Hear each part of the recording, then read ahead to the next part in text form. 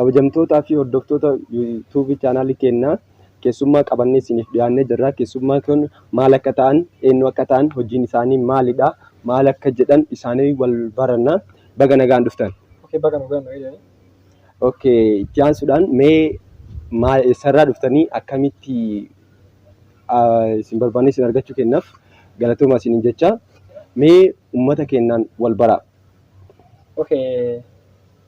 Carraa kanaa kan nuti isiniif hedduu galatooma jecha. Maqaan koo itti yaadaa Sayyifal Abdanaan jedhanii itti gaafatamaa jaalataa fi jaalattoota magaalaa Gimbiiti. Itti gaafatamaa jechuudha. Jaalataa fi jaalatamaa godina Baalii Bahaa magaalaa Gimbii jechuudha. Kana jechaadha. Mee itti aansuudhaan ishii bareeda jecha uummati keenyallee hubate jennee yaada. Mee haalli jaalala Gimbii keessa jiru haalli dhiiraa fi dubarri itti wal jaalatan maal fakkaata? Bifa kamiin deemaa jira? Dhugaa dubbachuudhaaf kun haalli amma magaalaan tun itti jirtu jechuudha. Waa'ee jaalalaa kanarratti hedduu nama sodaachisa. Namni tokko jechuudha gisee nama jaalatu fuula ilaalanii silaa amala ilaalanii keessa nama sanii ilaalanii jaalatan jennaan kan magaalaa kana adda maaliif fuula dhiisee duuba laalee duuba kanaan jaalataa jira. Kun ammoo jaalala hin jedhamu. Kun ammoo uummata keenya irratti dhiibbaa guddaa uumee jira. Kun ammoo ta'uu hin qabu. Nama tokko kan jaalattu haala isaa ilaaltee, amala isaa, bareedina isaa ilaaltee akkas jaalatta malee duuba laaluun si hin barbaachisu. Kun amma ijoolleen duuba hin qabne jechuun duuba sii gala jedhee yaada. Ijoolleen duuba hin qabne namatti faayatti amma kana isaa kana. Yeroo kana mee warri duuba laalu dhiira moo shamara? Maa kun akkuma beekamu dhiira kun akkuma beekamu amma fakkeenyaaf namni wahiyyoo na dura ta'e jechuudha. Anjala deemee daqiiqaa 5 faaga duuba san adda baafadhuutiin jiraa miire akkana galabbatamee akkana galabbatame wanni sun bakka qalbii kiyya akka jiruutiin fuudhaa angisee sanitti sanjala deema malee talummuxii tana achumatti hafte jechuudha. Kun ammoo dhiibbaa guddaa jara irratti fidee jira. Kun ammoo ta'uu hin qabu. Waan kana garuu jijjiiruudhaaf itti yaadaati jira. Waan kanarratti immoo Piroofeesar takkatti gaafii qaba. Gaafiin ani qabu waa'ee duuba kana sirriitti wayita faarsitan kana hojjettanii beektan isin dalaydanii beektan waan kana. Yaa wanni akkanaa na mudatee jira dhugaa dubbachuudhaaf waan hin taane keessa nama seensisa.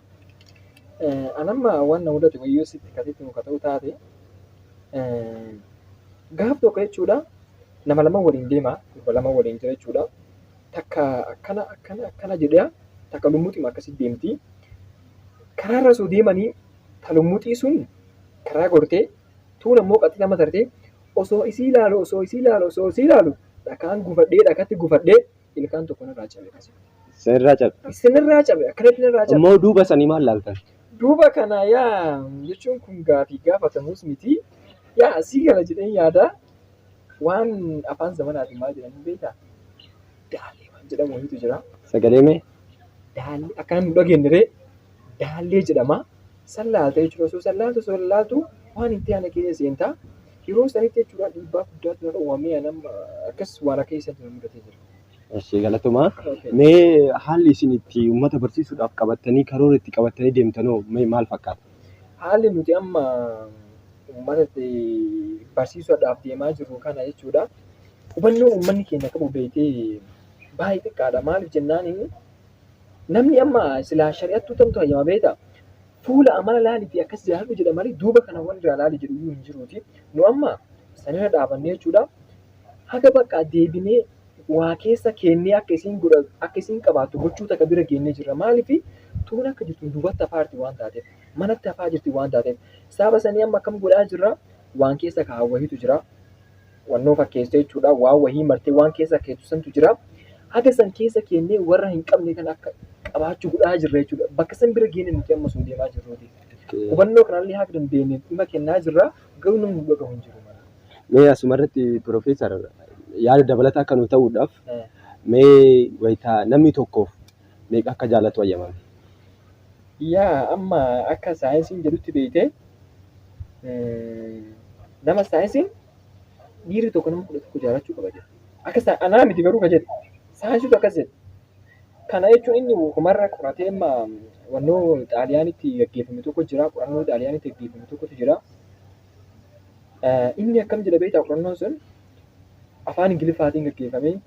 That is the first keeyyaadhaan beektaa jechuun kun amma sii gala jedhee yaada. Maal jechuudha?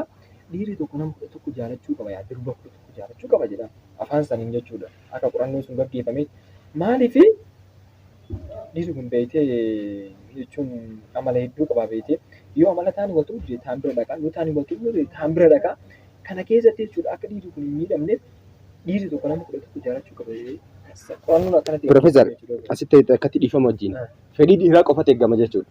No akkas jechuuti yaa miti akkas jechuuti yaa miti maaliif fedhii dhiiraa qofa eeggataa fedhii dhiiraa qofatu eeggama osoo hin taane kan durbaan hin eeggama ammasitti naan bakka kanatti jechuudha akka inni eeggamu inni jechuudha. Ishii kabajamtoota dhaggeeffattoota keenya Profeesar illee dubbifnee wantoota isaan nuun jedhanillee dhaggeeffannee jirra. Guddaa galatoomanii waamicha keenya kabajanii asitti nu argamuu keessaniif maqaa daawwattoota kiyyaatiin galatoomaa isiniin jedha. Galatoomaa, thank you. Thank you.